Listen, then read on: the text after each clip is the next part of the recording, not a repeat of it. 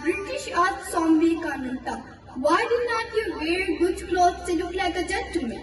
With smile on face, Swami Vivekananda replied, "In your culture, a tailor makes a gentleman, but in our culture, character makes a gentleman."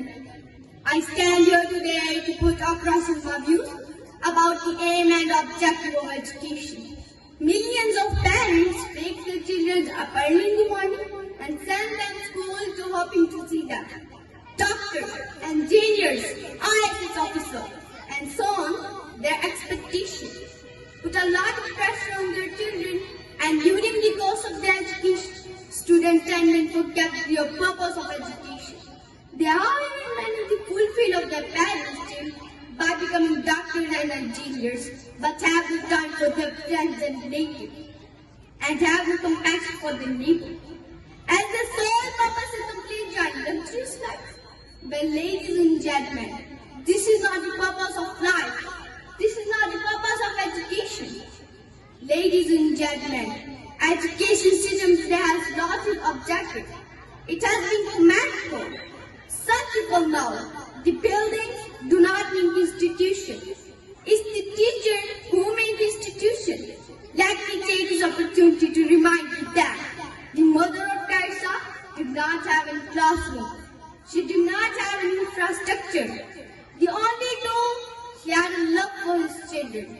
Ladies and gentlemen, educated is not a person who graduates from the reputed university and hands over his parents to old age home when they need their children to be at home back. Ladies and gentlemen, educated is the person who may give up his job and turn back to his parents when they are bedridden and when they need a proper care.